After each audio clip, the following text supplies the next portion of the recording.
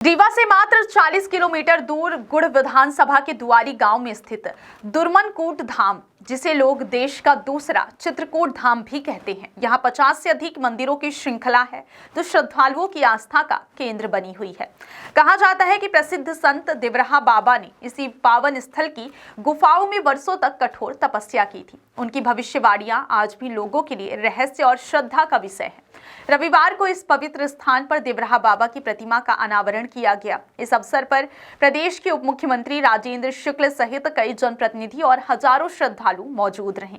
प्रदेश सरकार ने इस स्थल को धार्मिक और पर्यटन केंद्र के रूप में विकसित करने की योजना बनाई है। श्रद्धालु अब और भी सुविधाओं के साथ इस दिव्य स्थल के दर्शन कर सकेंगे। आस्था, इतिहास और चमत्कारों से भरपूर दुर्मनकूट धाम, जहां हर कोने में भक्तों की श्रद्धा नजर आती है।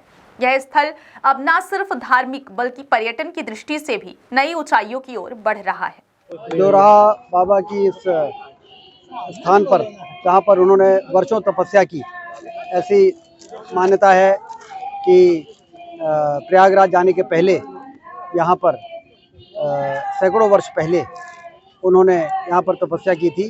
आज उस स्थान को जिस प्रकार से विकसित करने का संकल्प यहाँ के सभी लोगों ने लिया है, तो मैं उनको बधाई देता हूँ। और निश्चित रूप से इस प्रकार के तपोस्थली, यहाँ पर इतने महान संत ने तपस्या की है, उस स्थान को जब उसकी सजावट होती है, उसका विकास होता है, तो उनका आशीर्वाद मिलता है और ईश्वर की कृपा बरसती है और पूरे ज़िले के मानवता को उसका फ़ायदा मिलता है। इसलिए बहुत ही महत्वपूर्ण कार्य है जो आज यहाँ पर संपन्न हुआ है। मिनी चित्रकूट कहा जा रहा है इस स्थान को, क्या मिनी चित्रकूट इसको कहा जाता है क्योंकि इतने बड़े संत ने यहाँ पर तपस्या की है और जितेंद्र मिश्रा जी ने यहाँ पर मूर्ति की स्थापना कराई।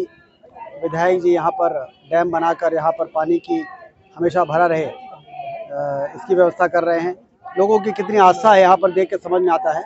हजारों लोग यहाँ पर उमड़े हुए हैं। इस स्थान को डेवलप करने के लिए सरकार की तरफ से क्या प्रयास किए जाएंगे? सारे प्रयास करेंगे। पर्यटन और धर्मस्व विभाग को भी लगाया जाएगा कि वहाँ से भी कुछ राशि मंजूर हो और इसका विकास हो। आज आप यहाँ हैं, कोई सौगात यहाँ के? बस यहाँ आकर हम सब लोग कृतार्थ हो रहे हैं, सौभाग्यशाली हैं।